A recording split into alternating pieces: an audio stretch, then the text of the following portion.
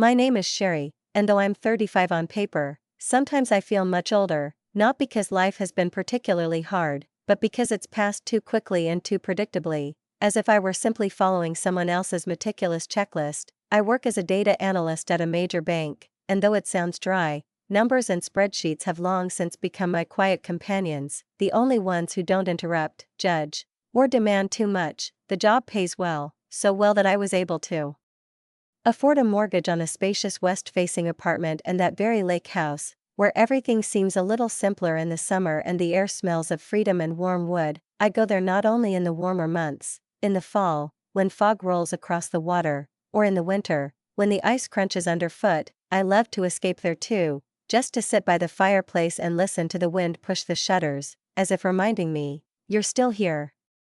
Before we continue, I want to thank you. I'm so glad you're watching this video on my channel. Please let me know in the comments if you remember anyone in your life when you listen to these stories, maybe yourself, maybe someone close to you, or just a moment when everything suddenly changed. Tell me the first thing that comes to mind. The lake house is just a couple of hours from the city where I live and work, but my family, my mom, dad, and younger sister, Rebecca, live in the next state, about 6 hours away. Honestly, I've always found this distance comfortable because it allowed me to love them from a safe distance, far enough to avoid getting caught up in the constant family drama, but close enough to visit for the holidays, smile, kiss my mom on the cheek, and then head back to my own life. Rebecca is only 3 years younger than me. She's 32, and she's married to Tom, a guy my parents adore because he knows how to say the right things and fix a leaky faucet. Since childhood, everything in our family revolved around Rebecca, her grades, her victories, her plans. I got used to being somewhere nearby, not in the center, but on the fringes, not because I was pushed there, but because, I guess, I retreated there myself when I realized I couldn't pay attention to everyone. A few years ago, I gave them spare keys to the lake house, thinking it would be a sweet gesture. Let them come and relax, fish, and grill corn. Back then, it seemed natural, even right, since they rarely went there, maybe 2 or 3 times a year, no more, and I didn't mind. This past April, I went to Rebecca's birthday party. The celebration was held at my parents' house, everything as usual, the smell of roasting turkey, candles on the table, loud conversations where everyone tried to shout down the other person. I brought a gift, a beautiful box containing a selection of expensive skincare products she'd mentioned in one of our brief conversations. She was delighted, quickly unwrapped it, kissed me on the cheek, and a minute later was back to chatting with her Tom. At the table, Mom and Dad vied with each other about how proud they were of Rebecca, her promotion, Tom's new car, and how they'd finally decided to renovate the kitchen. Mom turned to me a couple of times and asked how I was doing, but as soon as I opened my mouth, Rebecca would launch into another story, about a new client, about her boss, about the difficulties of being a successful woman. After the third time, I simply fell silent and began picking at my potatoes with my fork, listening to them all praise my sister, and I felt the familiar quiet weariness growing inside me, but without the anger. That's how our family dinners went, the same, predictable ones, like someone playing the same record over and over again. I'd long since stopped expecting anyone to suddenly turn to me with genuine interest, and that's probably why I stopped taking offense. Toward the end of the evening, Rebecca turned to me, laughing, and asked, "So, sis, what are your plans for the lake house this summer?" I shrugged and answered calmly, without any hidden meaning, the usual. I'm going there for a vacation, maybe alone, maybe with friends, maybe I'll rent it out for a couple of weeks to help pay off the mortgage. Mom and Dad exchanged a quick glance, which I caught out of the corner of my eye, but decided to ignore. Who knows what they were thinking. I stayed overnight at my parents', drank coffee with my mom in the kitchen that morning, listened to the birds singing outside, and then went home. A couple of days later, everything returned to its usual rhythm: work, reports, evenings spent poring over the laptop, and endless spreadsheets that sometimes made my eyes water. Then one afternoon, as I was sitting at work, trying to focus on a new big data analysis project, my phone vibrated. A message had arrived in our family chat, which included my parents, Rebecca and Tom, a couple of aunts and uncles, the usual mix of relatives who mostly forward memes and casserole recipes. I opened the chat automatically, not expecting anything special, and read, We thought it all over and decided to rent a cabin on Lake Sherry for the summer. We'll be there every day. It's going to be amazing. Rebecca wrote. I stared at the screen, as if I couldn't believe I was reading it correctly, and before I could even formulate a response, the chat came alive. Aunt Carol wrote, "Oh, how wonderful." Uncle Michael added, "You guys deserve a break," and Mom sent 3 hearts in a row. I sat in silence, holding my phone in my hands, and felt a tightness deep inside, not from anger, but from that strange feeling when you realize someone has suddenly decided to occupy your own little corner of peace without your consent.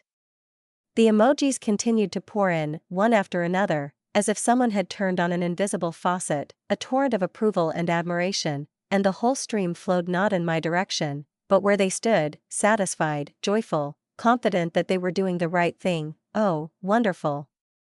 I'd love to spend a vacation there too. Aunt Linda wrote, followed by my cousin Mark, "Sign us up for the weekend." And even cousin Sarah chimed in, "I'm definitely coming there this summer." I watched the family choir, and it seemed to me that the letters on the screen were turning into faces, smiling, joyful, smug, as if they'd just won something that belonged to me and were now dividing the prize between themselves. No one thought to ask if I was comfortable, no one checked if everything was okay, no one wrote even a basic "do you mind?" As if the question of mine and someone else's no longer existed, as if my lake house, bought with my money, paid for with my sleepless nights and stress, had long ago become something communal. I typed a reply, my fingers shaking not from anger, but from a strange, caustic disappointment you usually feel when you realize no one even tried to understand you. Actually, I wrote, "You should have asked me first. I'm planning to spend June there alone. I want a break from everyone and don't need neighbors, even if they're relatives." I sent the message, hung up, and took a breath, hoping for a moment of silence. But it didn't come. The replies poured in almost immediately. "Rebecca, don't be so selfish," Mom said. "Of course, come on, Sherry, it's just a house," Tom added, ever rational and self-assured. Aunt Linda pressed on, "This house belongs to all of us, dear, you just don't understand what family is." And Uncle Mike, with his infinite wisdom, chimed in, "You can't talk about family like that, we have to share." I tried to explain that I was paying the mortgage, that this house was bought with my money, that it belonged solely to me, but the messages kept coming, rolling in like a wave, and each one was the same: accusation, ridicule, condescension. "You're being unreasonable, Sherry, you only think about yourself, you've always been so cold." And then, like the final blow, Mom texted, "Everyone, just ignore Sherry's message, she'll come to her senses eventually and do what we want." Likes, emojis, laughing faces followed, a veritable parade of digital contempt. I sat with my phone in my hands, feeling my blood pressure rise, as if someone were slowly but surely compressing a spring inside me, and I realized it wasn't just irritation, it was the weariness accumulated over years of silent acceptance. I remembered how I'd bought my parents a new microwave a few years ago when theirs broke. How I'd helped them with repairs when they couldn't afford a professional. I remembered how I'd paid for their new washing machine, then their dishwasher. How I'd helped Rebecca out more than once when she was behind on her car insurance. I remembered all the little things, money transfers, advice, trips, sleepless nights when I considered them mine, when I thought that being a good daughter means helping, even if no one thanks you. And now, when they had practically decided to take away my only piece of peace, I suddenly felt something new awaken within me, not anger, but determination. I stared at the screen and knew that at that moment, right then, I was making a decision. They wanted to play games, so be it, only now the rules would be mine. The next day, I took a few days off and drove to the lake house. The drive was short, just over an hour, and I drove with the windows down, feeling the wind ruffling my hair and seeming to blow everything unnecessary out of me. My parents and sister would have spent 6 hours driving from their state, but I was eager to get there first. By the time I arrived, the sun was already high, the lake water sparkled like glass, and the house looked quiet, peaceful, completely mine.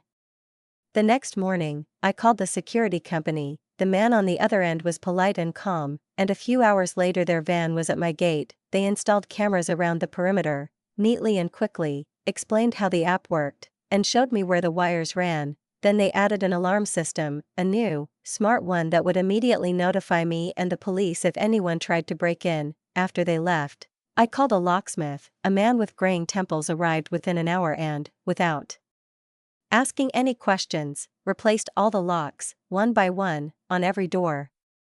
After he left, I stood on the porch, holding the new keys in my hand, looking at my house. The sun was setting behind the pines, the air smelled of pine needles and smoke, and for the first time in a long time, I felt like I was in control of something in my life again. They thought I'd back down, that I'd remain silent again, that I'd allow them to do what they always did, but no, not this time. I returned home and immersed myself in work, but now I checked the cameras every evening.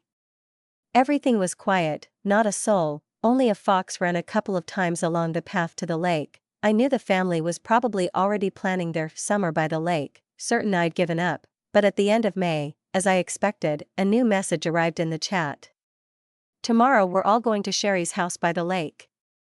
Rebecca wrote, adding a sun and boat emoji. My parents immediately confirmed, "We'll be there." Aunt Linda replied, "I won't miss it," and Uncle Mike and Aunt Sharon followed suit, adding, "We're in." Several cousins wrote hearts and thumbs up signs. I reread it all and smiled, but differently now, calmly, predatorily, with some strange satisfaction. Tomorrow, I thought, will be interesting. The next morning, I sat at the kitchen table, barefoot, in old flannel pajamas, with a mug of coffee that had long since gone cold, my laptop open in front of me, watching the live feed from the lake cameras. The screen showed the morning rays falling on my porch, a gentle breeze rustling the pine branches, and an absolute, ringing silence, the kind that makes you feel calm yet wary at the same time, as if something is about to happen. I sat motionless, barely breathing, smiling faintly, feeling tension slowly gathering somewhere in the pit of my stomach. I couldn't tear my eyes away from the monitor, as if I were watching not a real picture but a scene from a movie in which I was the screenwriter, director, and main audience member. Around noon, the silence was broken by the first rumble of an engine. Rebecca and Tom's familiar silver SUV appeared on the screen. They drove closer to the house, parked casually, as always, just on the lawn, got out, slammed the doors, and discussed something, pointing toward the lake. I watched Rebecca fix her hair, Tom pull a cooler from the trunk, and a couple of minutes later I saw the second car, my parents' dark blue sedan. Behind them came a line of people. Aunt Linda and Uncle Mike, then the cousins, the whole gang, laughing, animated, confident that a carefree day by the water awaited them. They emerged, carrying bags, towels, boxes of food and drinks, and everything looked almost idyllic, if not for one small but. They didn't know that the house was now a fortress.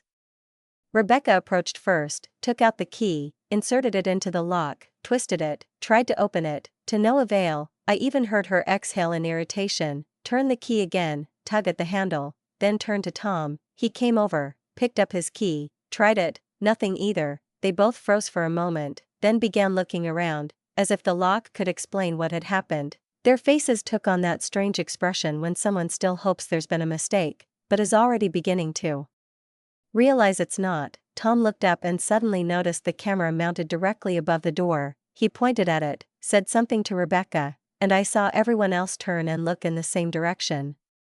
And then, at that moment, almost simultaneously, everything flashed across their faces, first confusion, then realization, then rage. I sat in my kitchen and watched Mom purse her lips, Dad shake his head, Aunt Linda throw up her hands, and exactly 1 second later, my phone rang. Mom, I didn't answer. Half a minute later, Rebecca, then Tom, then Aunt, then Uncle. The phone vibrated nonstop, as if begging for attention, but I only watched as my entire family crowded on the porch of my house, as if facing a locked door to sanity.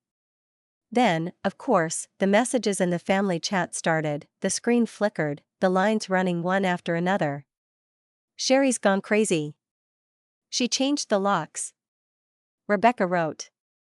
"This is ridiculous, we drove 6 hours for this." Tom added.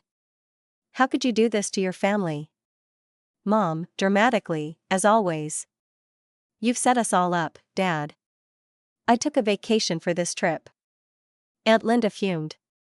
"You're a complete selfish person, Uncle Mike."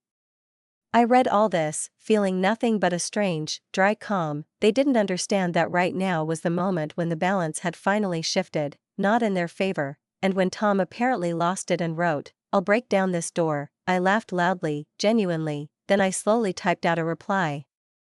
If you break down the door, the alarm will go off, the police will come, you will all be arrested for trespassing. A second later, I saw them all pull out their phones and read my message. The camera zoomed in on their faces, how their expressions of anger turned to fear, literally in an instant. That transition was worth all my effort. After that, I opened the chat settings, scrolled down, and simply exited the group. No more messages, no more drama, just silence and contentment. On the screen, I saw them standing by the door, arguing, waving their arms. Mom was explaining something to Dad. Dad was arguing with Tom, Auntie was covering her mouth with her hand. Then, one by one, they slumped, packed their bags, and this entire small army of losers piled back into their cars. 15 minutes later, the driveway was empty. I leaned back in my chair, took a sip of cold coffee, and smiled. I'd never felt such a taste of victory. For the first time in years, I'd set a boundary, and it stood firm, like a new door with a combination lock. That evening, the phone rang again. This time it was Mom. I looked at the screen, hesitated for a few seconds, and finally answered. How could you do this to us, without a greeting, without a how are you? Her voice was broken, hurt, as if it had been me, not her, who had orchestrated all this. It's good to hear from you, Mom, I said calmly, though inside I was already seething. Do you even realize what you've done? You've decided that my property is your plaything. I warned you. We're family, she interrupted. We came all this way, and you locked us out. You're a traitor. No, Mom, I said quietly but clearly, I'm just tired. I'm tired of being the bank you open when you need it. I'm tired of being the person whose no one hears. I told you this is my home, and I decide who can use it. She was silent, and I continued. And one more thing, from now on, no money, not for you, not for Rebecca, not for Aunt Linda, not for Mike. I'm done paying for your technology, covering your insurance, and handling your medical bills. That's it. A thick, heavy silence hung on the other end. I could even hear her breathing. That's not what you meant, she finally said, her voice shaking. I'm absolutely serious, Mom, I replied. You've been taking advantage of me for years, and I've had enough. I hung up before she could say anything and sat there for a long time, listening to the clock tick quietly, as if marking the beginning of a completely new life. I immediately, without a second's hesitation, opened my banking app, as if I were carrying out a long-planned action, and with almost childish pleasure began canceling all the regular transfers one by one, to my parents, the monthly ones they'd come to take for granted, and the one I used to cover Rebecca's car insurance. Every click on the screen, every cancelled transaction felt like a release, as if a long-standing, sticky, invisible burden had been lifted from my shoulders. It was incredibly satisfying to feel like control had finally returned to me, that no one was holding me by the wallet, no one was considering my decisions their responsibility. I sat there, staring at the screen, smiling, while that same feeling grew inside me, calm, warm, slightly unfamiliar, the feeling of mastery over my own life. Over the next few days, the phone literally took on a life of its own, ringing, vibrating, flashing, as if demanding I return to my old role, savior, mediator, peacemaker, but I didn't answer, not a single call, not a single message, and gradually, a pattern began to emerge in their words. First, there was anger, short, abrupt sentences, full of accusations and drama. How dare you do this to us, Sherry? You're destroying our family. Mom wrote. This is monstrous, we just wanted to be together. Rebecca added. And then, when they realized silence was my only answer, the tone changed. They began writing softer, almost plaintively, as if testing whether the old Sherry could still be brought back. We just wanted to spend time together, family should help each other. And finally, when none of their arguments worked, when it became obvious to them that I truly wasn't going to give in, an apology came, cautious, labored, but no longer sounding sincere. Sorry, maybe we really did go too far, you must be tired of us. I read all this, feeling a strange calm, as if watching a performance in which I was no longer an actress but a spectator, and that freed me. I didn't answer anyone, not a single one of them. I simply stopped playing their endless family games, in which my role was always the same, convenient, obedient, guilty. 2 weeks passed before I decided to do what I'd long wanted. I took a vacation and went to my house by the lake, there, where the air smells of pine resin and damp earth, where you can hear birds singing at dawn, and the water at sunrise seems like a mirror reflecting the sky. I spent 2 wonderful weeks there, completely alone for the first time in years, and this solitude turned out to be not scary, but healing. No unexpected guests, no phone calls, no dramas that always began with the phrase, "You don't mind if we," and ended with noise, reproaches, and dirty dishes. Now the house exuded silence, and I with it.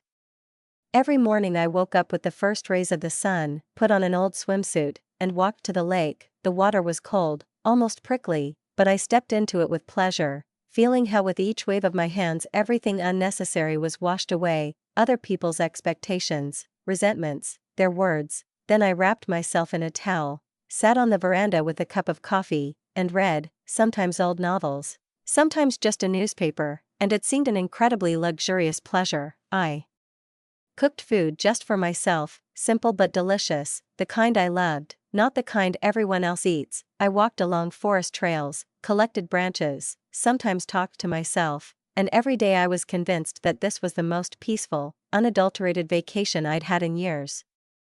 Of course, I still checked the security cameras occasionally, a habit that had become a new form of protection. I'd open the app and see the empty driveway, the tranquil lake, the swaying branches of the pine trees. No one had come, not a single car had stopped at the gate. My family had finally figured out what was going on, and that made the silence on the recording sound like applause, long, restrained, but well earned.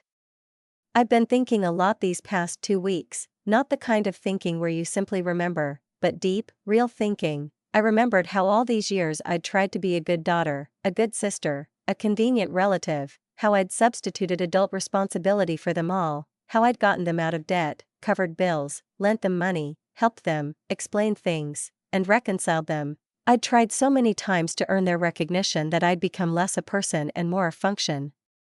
Someone who always owed them. I listened to endless conversations about Rebecca's life, her children, her difficulties, how tired mom was, how worried auntie was, and I kept catching myself thinking that no one ever asked, "How are you, Sherry?"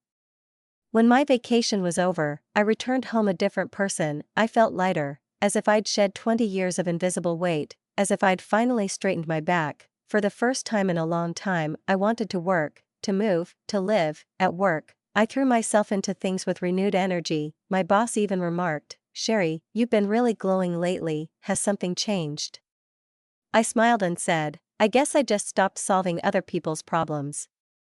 I was assigned a new, major project, important, visible, one that opens new doors. I felt the excitement again, that spark I'd long lost, and my personal life somehow became cleaner. I was surrounded only by those who respected my boundaries, who shared rather than took, who supported rather than dragged. It was a new quality of relationship, honest, calm, without manipulation. 2 months had passed since that scene at the lake house when a text from my mother arrived that evening. It was short, without reproach, without the usual pressure. "My birthday is next week, we'd really like to see you, we want to talk." I read it several times, as if trying to discern whether there was anything else between the lines, the familiar guilt, the hidden resentment, the trap, and I thought about it for several days, torn between the desire to leave it all in the past and a strange, quiet curiosity. What would they say now that I was no longer convenient? Finally, I replied briefly, "I'll come for the weekend."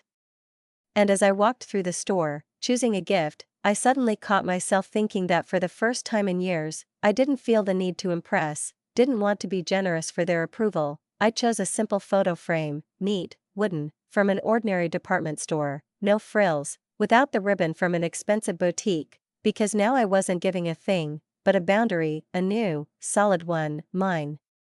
That weekend, as I drove to my parents' house, my hands were firmly on the steering wheel, but inside I was shaking, not from fear, no, but rather from a quiet, wary determination. I understood that ahead lay not just a visit, not just a birthday, but perhaps a turning point, the very moment after which everything would either completely collapse or begin to be rebuilt, on new, honest foundations. I was nervous, but at the same time I felt a strange calm, as if I'd finally stopped running and, for the first time in a long time, was facing the situation with my eyes open. I was no longer going to let them blame me, or hold me responsible for finally choosing myself. I was going to stand firm, to speak directly, without excuses, without the usual "I'm sorry." When I turned onto a familiar street and saw my parents' house, old and with peeling white paint on the porch, my heart sank for a moment. Several familiar cars were parked in the driveway, and that immediately told me that Mom's birthday dinner wouldn't end there. Rebecca and Tom were there,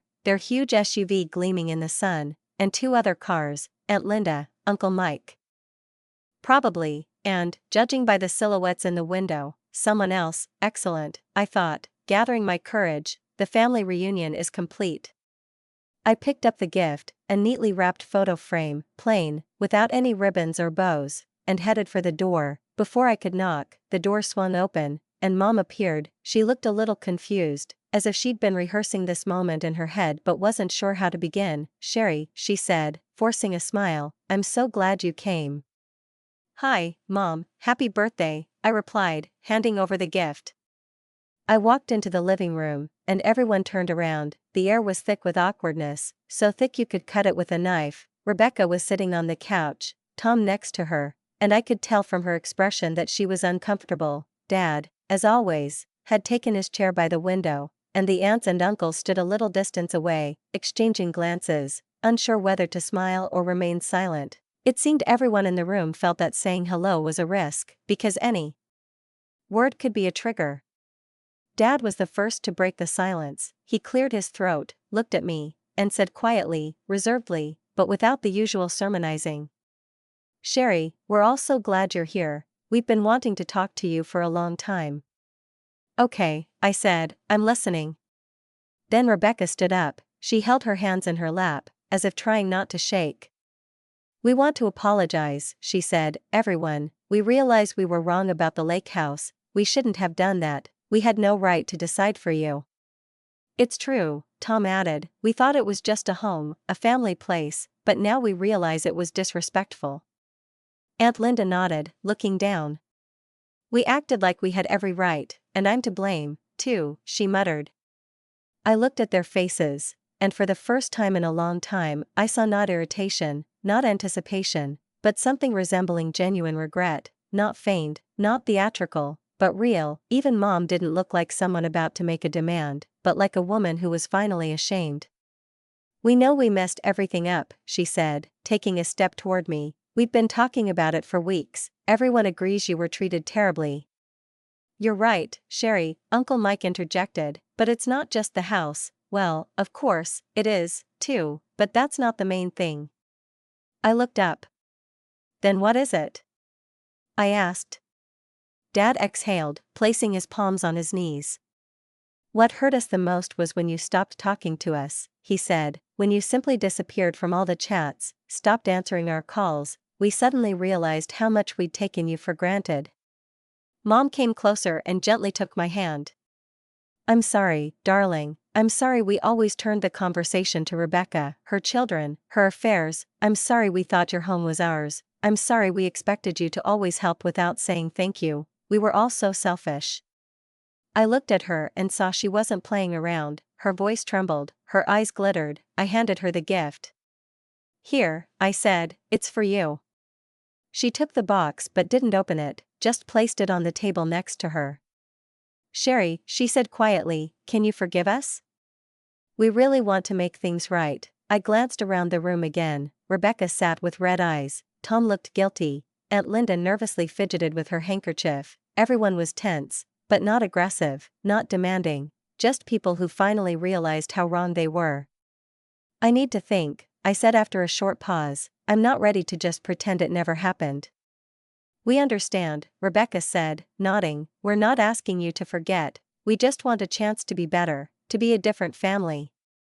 I nodded. "Okay, I'm ready to talk again, but everything will be different. I'm no longer your ATM, not someone you can take your keys, money, or time from whenever you want. I'm not going to explain the obvious anymore. What's mine is mine, and if you really want to get back together, let's start there. Respect my boundaries." Everyone nodded. "We can do it," Dad said. "We want to do this." I took a deep breath, feeling something inside me soften.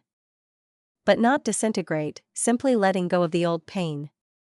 And for now, I added, the lake house remains closed to everyone. Maybe someday I'll change my mind, but not now. Mom nodded, wiping her eyes. That's fair, she said.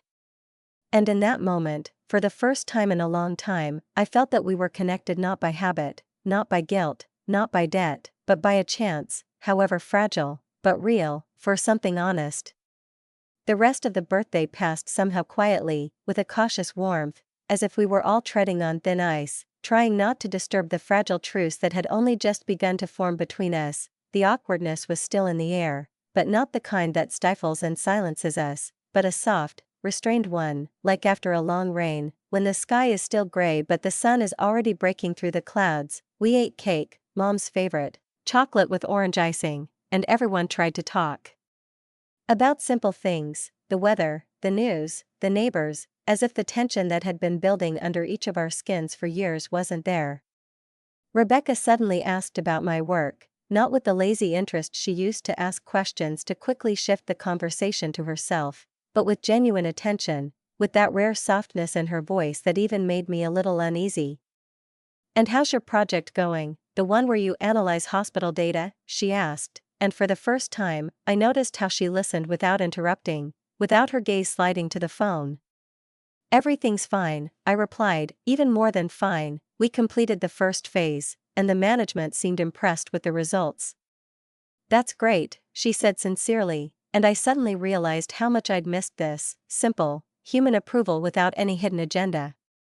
When I was driving home that evening, dusk was already gathering outside, and the road stretched like a long ribbon between fields smelling of fresh grass. I felt a strange, dual feeling, joy and fatigue at the same time. On the one hand, I was grateful that they had finally found the strength to admit their mistakes, but somewhere deep inside, there was still a wariness, that thin layer of mistrust that doesn't disappear immediately. Even if you're told all the right things, people don't change overnight, don't become different just because they say sorry. So I decided, it's okay to rejoice, but keep your eyes open.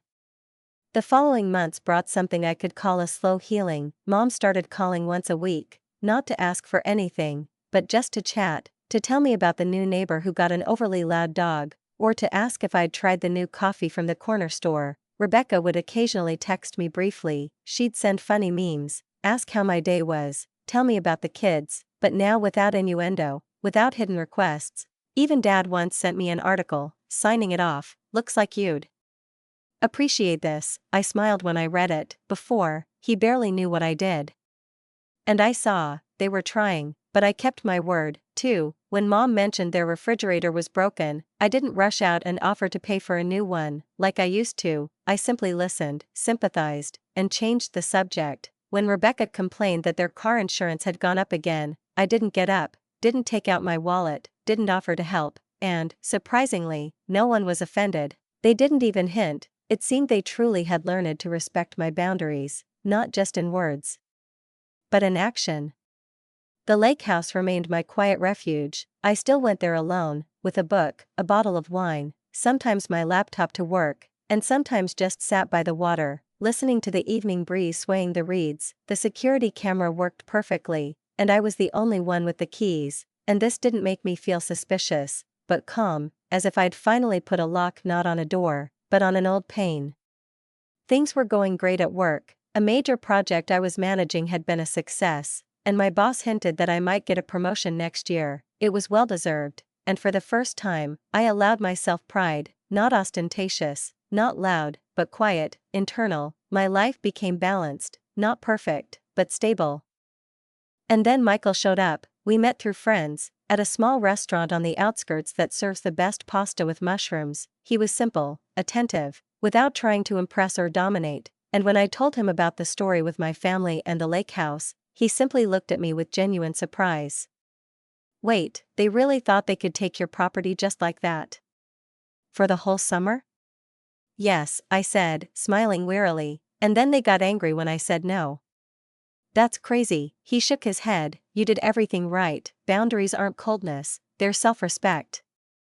And I was pleased to hear that, not an excuse, not sympathy, but confirmation that I wasn't crazy, that my no was indeed valid.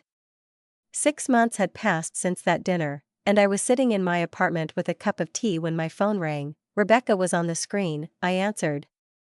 "Hi," she said, "can I ask you something? I know the lake house is still closed, and I respect that, but maybe sometime in the future, say next summer, Tom and I could come over for the weekend? Just the two of us, we'll ask in advance, nothing without permission." I was silent for a second, then answered calmly. "Maybe, I'll think about it." "Thank you," she said quietly, "I just wanted you to know. I'm not expecting, I'm asking." After we hung up, I sat in silence for a long time, smiling, not broadly, but genuinely, with relief, because that request contained everything I'd been waiting for: respect, awareness, growth. She didn't demand, didn't manipulate, she asked. And that was a breath of fresh air, real progress. I didn't know if I'd ever let them come to the house again, maybe never, but now it was my decision, and they finally understood it. My relationship with my family wasn't perfect, but for the first time in years, it was honest. We talked, we listened, and I no longer felt like the woman who'd been used for convenience. And perhaps the most important thing I've realized during this time is that saying no to those you love doesn't mean betraying them, it means not betraying yourself, and this, as it turned out, was both the most difficult and the most liberating feeling in the world.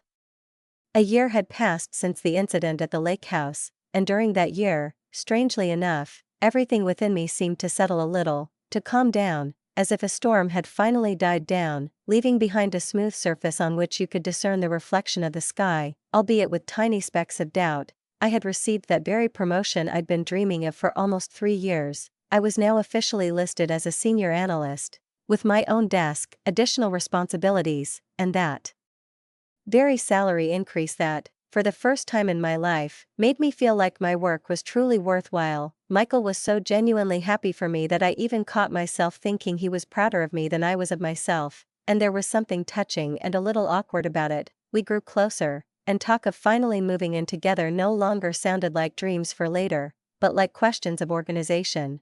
Whose furniture would stay, who would make coffee in the mornings, and where to put his guitar, which he stubbornly called inspiration, although more often than not it ended up gathering dust by the wall.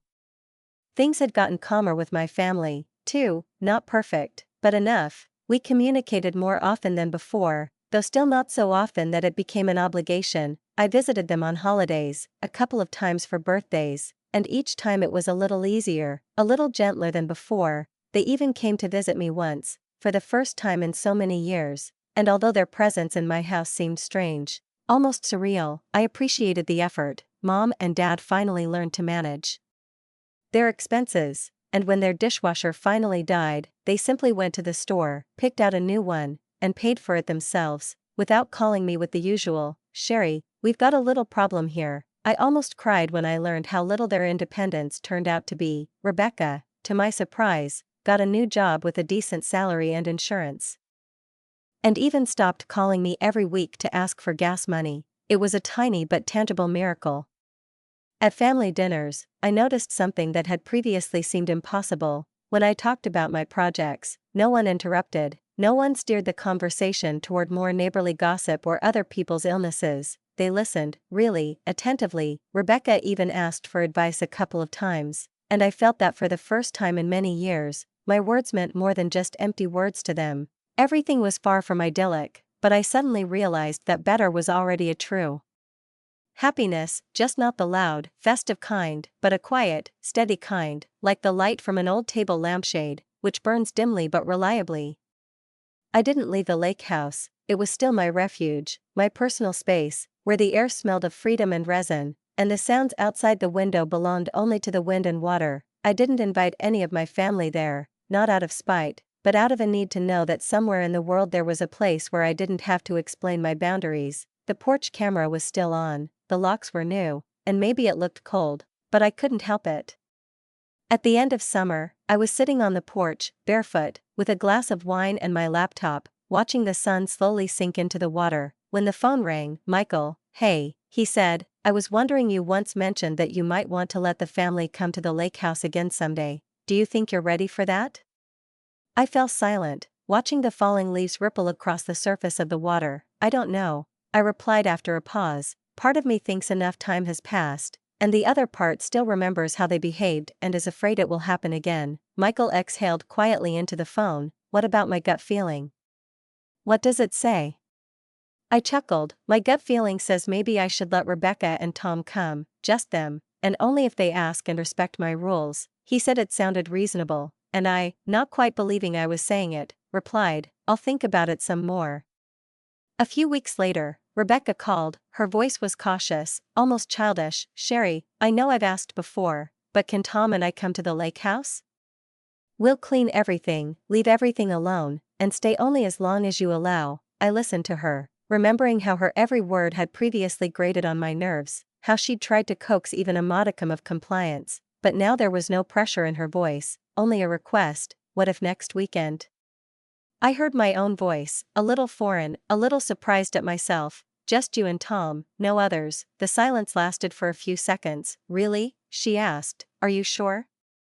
I nodded, though she couldn't see it. Yes, but if you betray my trust again, there won't be a second chance. Rebecca replied quietly. I understand. Thank you, Sherry, we won't let you down.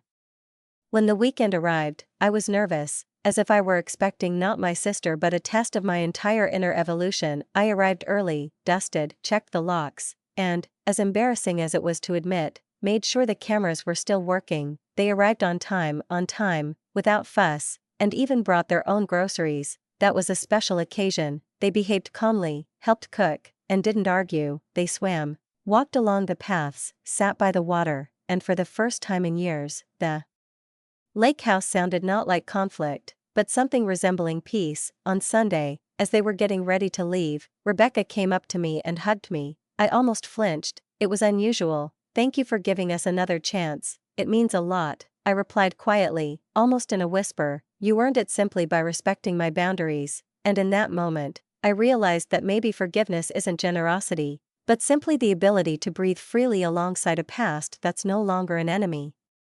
After they left, I sat on the veranda for a long time, watching the lake become still again, the water close behind the car's engine, leaving only a gentle ripple, and the sun, slowly sinking behind the line of pines, coloring everything around me in a soft, exhaling gold, as if nature itself had decided to celebrate this tiny but significant step forward with me. I felt I had made the right decision, even if it hadn't come right away, and this feeling, not euphoria, but quiet, mature satisfaction, was the most honest I'd felt in years. A small step, but progress, and perhaps it is precisely from such careful steps that adulthood is formed. When you no longer seek drama, no longer expect miracles, but simply learn to live without fear. I still didn't know if I'd ever let the whole family gather by the lake again. Frankly, I wasn't sure I wanted to go back to that past where I was taken for granted, where every no felt like a betrayal, not a boundary. Now everything is different. I'm listened to, respected,